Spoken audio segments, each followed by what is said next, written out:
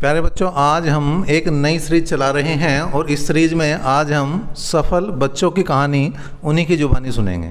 और आज हमने जो हमारे सबसे होनहार बच्चे रहे हैं उन्हीं में से एक लिए हैं विशाल अत्रिस। तो विशाल अत्रिस हमारे सबसे प्रिय छात्रों में से एक रहे हैं और उनका सिलेक्शन हुआ है। तो सबसे पहले हम उन्हें उनके सिलेक्शन पर बधाई देना चाहेंगे और साथ ही साथ ये भी जानना चाहेंगे कि उनका सिलेक्शन किस विभाग में और किस पोस्ट पर, किस पद पर हुआ है। विशाल अत्रिस सर नमस्ते और सभी को नमस्ते। मेरा नाम विशाल अत्रिस है और मैं डिस्ट्रिक्ट मुजफ्फरनगर यूपी से हूँ और मेरा सिलेक्शन इंडियन रेलवे में ऑपरेटिंग डिपार्टमेंट है और इसमें मेरा डिज़ाइनेशन जो है वो पॉइंट्समैन का है। विशाल अत्रिस, जैसे आपने बताया कि आपका सिलेक्शन जो है रेलवे में हुआ है और साथ साथ तो ये बताया कि जो आपका पोस्ट है वो पॉइंटमैन है, तो पॉइंटमैन का कार्य क्या होता है, थोड़ा सा हमारे बच्चों को बताने की कोशिश करें। सर ये ऑपरेटिंग डिपार्टमेंट में आता है। तो इसमें सर पॉइंट्समैन में एक तो सर स्टेशन, अगर छोटा स्टेशन वगैरह रहता है तो सर इसमें लेवल सिग्नल का काम होता है, सिग्नल में तो ट्रेन क्रॉसिंग वगैरह का। और सर अगर जैसे थोड़े बड़े स्टेशन होते हैं तो उसमें सर शंटिंग का काम भी होता है। शंटिंग मीन्स डब्बे वगैरह जोड़ने वगैरह, इस तरह से शंटिंग देखना पड़ता है। और सर इसमें पॉइंट्समैन का मेन जो होता है वो मीन्स कांटे बोलते हैं सर उसको, जो जहाँ से ट्रैक दूसरी ट्रेन पे जाती है, जैसे ट्रेन एक दूसरे उसमें जाती है। अच्छा विशाल अत्रिस से एक चीज़ और जानना चाहेंगे हम कि जैसे आपका पॉइंट्समैन का पद है तो उसकी ट्रेनिंग जो है वो लगभग कितने दिनों की होती है?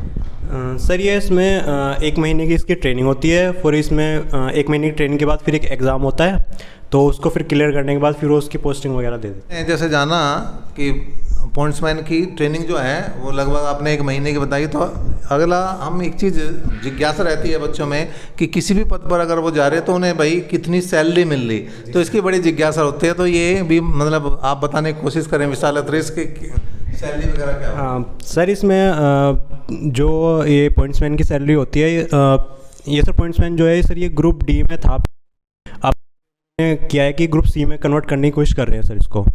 तो सर इसमें वैसे तो इसका सर ग्रेड 1800 होता है और इसमें 1800 के साथ साथ सर इसमें जो इसका बेसिक होता है वो 1800 है। तो इसमें सर डीए जुड़ता है इसका सर 42 और इसमें सर डीए को बढ़ाने की बात चल रही है वैसे फ़िलहाल 42।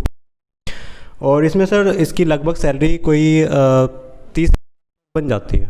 चलो बहुत अच्छी बात है कि लगभग जो है 30,000 सैलरी भी मिलेगी और साथ साथ जो है आपको पॉइंट्समैन का कार्य में कुछ नया सीखने को मिलेगा।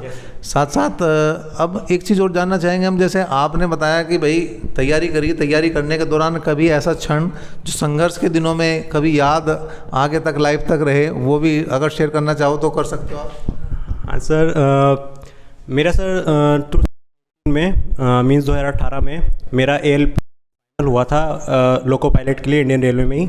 तो मेरा उसमें फ़ाइनल हो गया था सिलेक्शन वगैरह, मींस उसमें फ़ाइनल मेरिट मेरा रांची जोन था उसमें, तो वहाँ की थोड़ी मेरिट हाई जाने के कारण मैं उसमें फ़ाइनल मेरिट में बाहर हो गया था। तो फिर सर उसके बाद में 2 साल बाद लॉकडाउन आ गया था, कोरोना सबको पता ही है।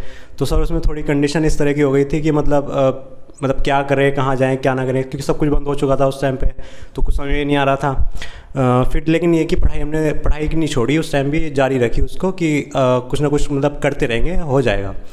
तो फिर सर बाद में फिर एनटीपीसी एक रेलवे की वैकेंसी होती है, ये भी नॉन टेक्निकल पॉपुलर कैटेगरीज। तो सर उसमें भी मेरा फाइनल हो चुका था, उसमें भी मैंने टाइपिंग टेस्ट दे के आया उसमें, लेकिन सर मेरा जोन था वो कोलकाता था। फिर सर मैंने इसमें आरआरसी, इसमें ये वाला ग्रुप डी का जो था मेरा ये अब ग्रुप सी कन्वर्ट है, तो इसमें सर मेरा जोन आरआरसी दिल्ली था। तो फिर मेरा इसमें फाइनल सिलेक्शन हो गया फिलहाल। अच्छा, जो ये सिलेक्शन हुआ आपका जो अभी वर्तमान में है, तो यहाँ पर आपको जो पोस्ट मिली है वो पॉइंट्समैन की, तो ये किस जगह, किस स्टेशन पर आपको मिली है, ये भी जानना चाहेंगे थोड़ा सा। मेरा होम टाउन खतौली है, पड़ता है डिस्ट्रिक्ट मुजफ्फरनगर, और भगवान की कृपा से और सर के आशीर्वाद से मुझे खतौली स्टेशन ही मिल गया है। चलो ये तो खैर इनकी मेहनत का फल है भाई, कि इन्होंने इतनी मेहनत की कि अपने घर पे ही इन्हें नौकरी मिली। होम टाउन जो हमारा बताया, जैसे विशाल अत्रिस ने, हमारा भी खतौली है और विशाल अत्रिस का भी खतौली है, और उन्हें जो नौकरी मिली है वो भी खतौली मिली। इससे बड़ी खुशी की बात तो मैं समझता हूँ कुछ हो नहीं सकती।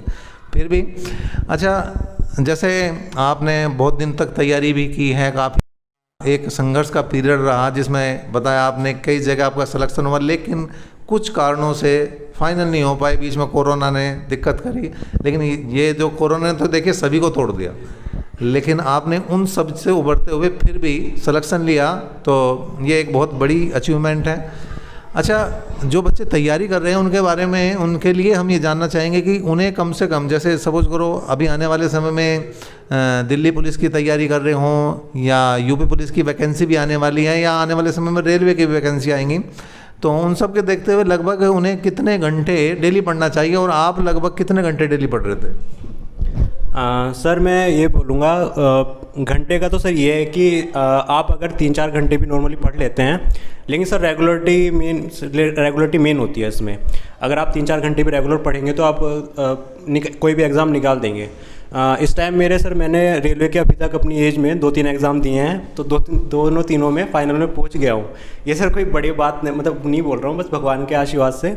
और सर कुछ ज़्यादा नहीं, ये नहीं कि 6-7 घंटे 8 घंटे नहीं, मीन्स 3-4 घंटे भी नॉर्मली होते हैं, लेकिन सर वो कंटिन्यू डेली हों। ऐसे नहीं हो कि आज मैं 10 घंटे पढ़ लिया और कल को फिर एक भी घंटा नहीं पढ़ा, तो सर उसका रिज़ल्ट आपको नहीं मिलेगा। और इसमें पढ़ने की बात यह है कि किसी भी सर कंपटीशन में जाओ। मेरा एक सिंचाई विभाग में भी फ़िलहाल सिलेक्शन हो रहा है, और ये कि अगर सर कोई मेहनत करता है कंटिन्यू तो सर उसको सफलता मिल ही जाएगी। बिल्कुल, जो विशाल अत्री ने बात कही है बिल्कुल सही, और सोनी मैं तो कहूँगा 1000% सही है कि अगर आप रेगुलर मेहनत करोगे तो सफल है, मतलब लगातार प्रयास निश्चित सफलता हमारा स्लोगन भी रहता है। तो उसी के आधार पर अगर बच्चे चलते हैं तो मैं समझता हूँ आज नहीं तो कल किस्मत भी साथ देगी और मेहनत जो है रंग बिल्कुल लाएगी। हाँ, तो विशाल अत्री से हम एक चीज़ और जानना चाहेंगे, जैसे आपने इतना संघर्ष किया तो उसके लिए जो तैयारी आपने किस तरह से की? सर मैंने तैयारी 2017 में स्टार्ट की थी, और यह है कि सर तैयारी कैसे भी कर सकते हैं, लेकिन ये कि एक तैयारी में एक गाइडेंस अगर मिल जाए तो रास्ता थोड़ा कम टाइम में पूरा हो जाता है। और वैसे तो सर पूरा हो ही जाता है, लेकिन कम टाइम में पूरा हो जाता है अगर गाइडेंस मिल जाए। सर पहले तो मैंने सर आपसे की स्टार्ट, मैंने ये 2018 की बात है, तो 2018 से 20 तक मैंने सर के पास मैथ किया। मैथ भी ऑल कंपटीशन की पढ़ाई कराते हैं सर, अच्छा पढ़ाया, मेरा कहीं ना कहीं बेस यहीं से मजबूत हुआ। और उसके बाद सर बीच में था आपकी ऑनलाइन क्लासेस थी, तो उसमें मीन्स रेगुलरिटी बना रहा, तो उससे बहुत हेल्प मिली सर मुझे। और मीन्स कहीं ना कहीं ये है कि मुझे यहाँ पे कपिलकांत सर के इंस्टीट्यूट से बहुत फ़ायदा हुआ, और रिज़ल्ट आज आप देख ही रहे हो। तो इसमें अच्छा, लास्ट में हम एक बात और पूछना चाहेंगे कि आपका जो है साथियों के लिए, जो आपके छोटे बड़े साथी हैं, उनके लिए कोई संदेश हो तो वो भी देना चाहें? संदेश तो सर मैं यही बोलूँगा कि इस टाइम सर ये फेस जब पढ़ाई करते हैं या कोई भी एग्ज़ाम की तैयारी करते हैं, तो सर ये स्ट्रगल का वो होता है कि जब गवर्नमेंट के लिए तैयारी करते हैं तो ये सोचते हैं कि होगा या नहीं होगा।